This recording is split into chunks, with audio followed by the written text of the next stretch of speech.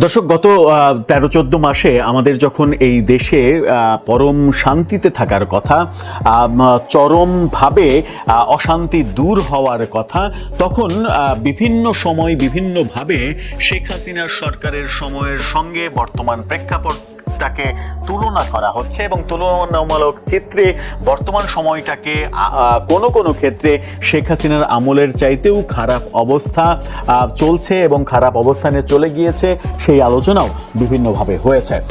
সেই আলোচনার মধ্যে রয়েছে শেখ হাসিনার সময়ে অন্তত আইন শৃঙ্খলার পরিস্থিতির অবনতি ঘটেনি, যার যা ইচ্ছা সে তাই করতে পারেনি।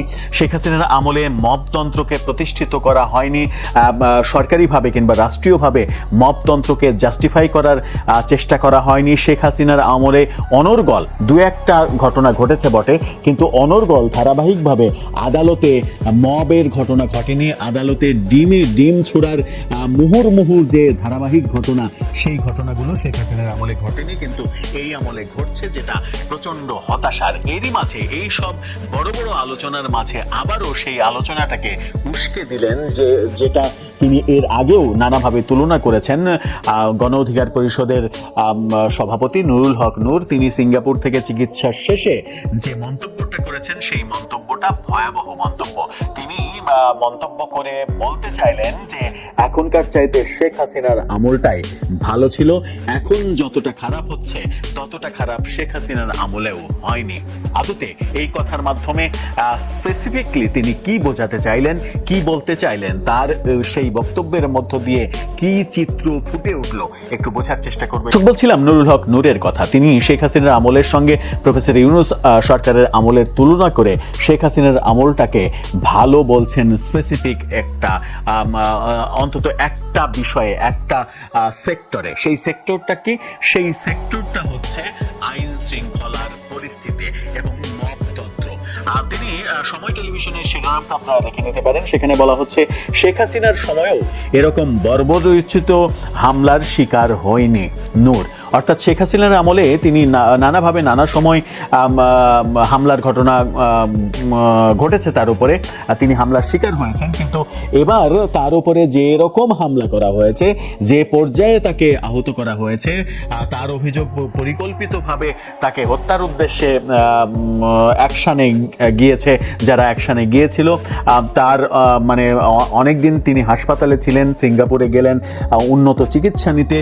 সিঙ্গাপুর থেকে চিকিৎসা নিয়ে ফিরে যখন এই মন্তব্য করলেন যে শেখ হাসিনার আমলেও এমন বর্বরোচিত ঘটনা, আক্রমণের ঘটনা ঘটেনি, তার মানে হচ্ছে যে এই ঘটনার ক্ষেত্রে, আইন শৃঙ্খলা পরিস্থিতির ক্ষেত্রে কিংবা কোনো রাজনৈতিক নেতাকে বেধড়ক পিটুনি দেওয়ার ক্ষেত্রে শেখ হাসিনা কি বর্তমান সরকারের চাইতে ভালো অবস্থানে রয়েছেন?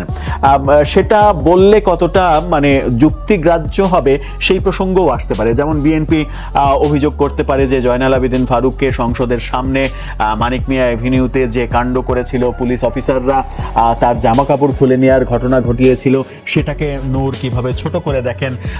আবার বিভিন্ন সময় বিএনপি নেতাকর্মীদের উপরে পুলিশের লাঠিচার্জ, নির্যাতন, এরকম ঘটনা আমরা দেখেছি।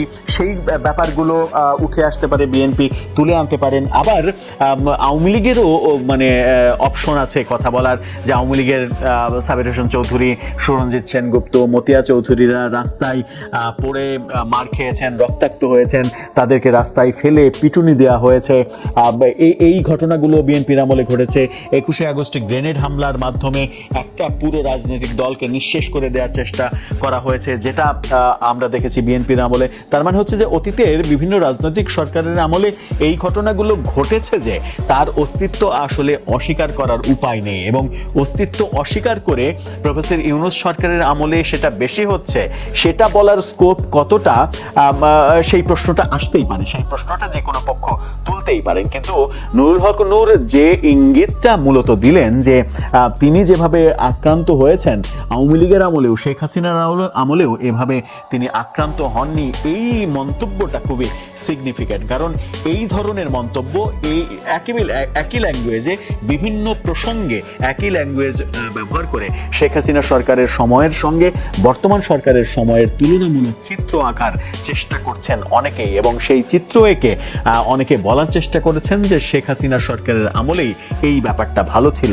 মব হয়নি, আইন শৃঙ্খলা পরিস্থিতির মানে অবনতি হয়নি, এতটা খারাপ ছিল না, অর্থনৈতিক পরিস্থিতি ভালো ছিল, উন্নয়ন কর্মকাণ্ড চলেছে, আদালতে মবের ঘটনা ঘটেনি, মামলার নামে যে ব্যবসা, মামলা হয়েছে বিএনপি জামাতের, বিশেষ করে বিএনপির নেতাদের বিরুদ্ধে প্রচুর মামলা হয়েছে, সরকারিভাবে মামলা হয়েছে, কিন্তু মামলার মাধ্যমে যে ব্যবসা করা যায়, যেটা একেবারে পরিকল্পিত ব্যবসা, গত 1 বছর 13 মাসে আমরা দেখতে পাচ্ছি বাংলাদেশে যে এজাহারের কপি হোয়াটসঅ্যাপে দিয়ে একজনকে ইনফর্ম করা যে আপনার নাম যাচ্ছে মামলায়, টাকা দেন, তাহলে নামটা কেটে দেব, টাকা না দিলে মামলায় নাম থাকবে। এই যে ব্যবসার একটা নতুন ওয়ে তৈরি হয়েছে গত 13-14 মাসে, সেই ব্যাপারটাও ছিল না। এভাবে তুলনামূলক অনেক চিত্র আঁকছেন, এবং সেই চিত্রের মধ্যে এবার নুরুল হক নূরও ঢুকে গেলেন। এই যে ঢুকে যখন গেলেন, তখন অনেকেই তাকে কি এবার তাহলে আওয়ামী লীগের দোসর হিসেবে আখ্যা দেবেন কিনা, কিংবা আওয়ামী লীগের সঙ্গে এক ধরনের আঁতাত হয়েছে সিঙ্গাপুর থেকে, সেরকম কথা বলবেন কিনা, সেই প্রশ্নটাও আসবে। তিনি বলেছেন যে সুষ্ঠু নির্বাচনের পূর্ব শর্ত হিসেবে আমার উপরে হামলার ঘটনার তদন্ত ও জড়িতদের শাস্তিমূলক পদক্ষেপ নেয়ার দাবি জানাই, এবং তিনি বলেছেন যে এটা একটা মানে সিম্বল, আমাকে মেরে কাউকে কাউকে বার্তা দেয়া হয়েছে যে তোমরা যদি তোমাদের কার্যক্রম না থামাও, তাহলে নুরুল হক নূরের চাইতে খারাপ পরিণতি তোমাদের হবে। এবং তিনি বলেছেন যে কোনো সময় যে কেউ আমার মতো ঘটনার শিকার হবে, এটা বলে দেয়াই যায়। অর্থাৎ তাকে মানে একটা উদাহরণ কপি হিসেবে ধরে নিয়ে অন্যদের শেখানো, মানে ঝিকে মেরে বউকে শেখানোর মতো অনেকটা অবস্থা, সেরকমটাও নুরুল হক নূর বলার চেষ্টা করেছেন। বলেছেন যে বিগত আওয়ামী লীগ সরকারের একটি বিতর্কিত নির্বাচন করায় সাবেক নির্বাচন কমিশনারের গলায় জুতার মালা পরানো হয়েছে, সাবেক এক প্রধান বিচারপতি পালিয়ে গেছে, সুতরাং আমাদের উপরে হামলার বিচার না হলে আমরা যদি বেঁচে থাকি তাহলে ভবিষ্যতে তাদের গলায়ও মানে গামছা পরাবো। নূর বলেছেন, অনেক কথাই বলছেন যে আমরা দেখতে পাচ্ছি যে ওই গতানুগতিক তদন্ত কমিটি গঠিত হয়েছে, মিটিং চলছে প্রতিদিন, কিন্তু আলোর মুখ দেখে না। এই যে প্রায় 35 দিন পার হয়ে গেছে, একটা বিচার বিভাগের তদন্ত কমিশন করেছে, তাও তাদের কর্মকাণ্ড সেখানে আমরা গাফিলতি দেখতে পাচ্ছি। বলেছেন আমরা সরকারকে সহযোগিতা করছি, সরকার দ্বারা সুবিধাভোগী নই, আমরা কোনো ভাগ বাটোয়ারার অংশীদার হইনি। এখন কিন্তু দেশে বিশৃঙ্খলা হচ্ছে, নির্বাচন নিয়ে বিভাজন দেখা যাচ্ছে, পাহাড়ে অস্থিতিশীল পরিস্থিতি তৈরি হচ্ছে। এখন যদি বহুল আকাঙ্ক্ষিত নির্বাচন না হয়, দেশ আবার সংকটে পড়বে। অনেক কথা বলেছেন তিনি, এই অনেক কথার মধ্যে যেতে চায় না। মূলত তিনি নিজের উপরে যে হামলা, সেই হামলাটা, এরকম হামলা শেখ হাসিনা সরকারের আমলেও হয়নি, সেরকম ঘটনা ঘটেনি। সেই তুলনাটা করে যেটা করলেন সেটা হচ্ছে যে অন্যরা যারা শেখ হাসিনা সরকারের সঙ্গে বর্তমান সরকারের তুলনা করে শেখ হাসিনার সময়টাই বরং এই সেক্টরে ভালো ছিল, এই কথা বলতে চান এবং এই ন্যারেটিভ দাঁড় করাতে চান, তাদেরকে বোধহয় একটু বেশি হেল্প করে ফেললেন নুরুল হক নূর। কারণ সরকার যদি তাদের ব্যাপারে একটু চড়াও হতে চায়, তখন উদাহরণ হিসেবে আসবে। নূরও তো বলেছেন যে এই সরকারের আমলে শেখ হাসিনা সরকারের সময়টা ভালো ছিল, তাহলে আমাদের বলতে দোষ কোথায়? দর্শক, তাহলে আপনি নুরুল হক নূরের এই ব্যাপারটা, এই মন্তব্যটা কিভাবে দেখবেন? আপনার দৃষ্টিভঙ্গি কেমন সেটা বিচারের বেলায় আপনার মতামত জানিয়ে লিখতে পারেন আমাদের কমেন্ট বক্সে।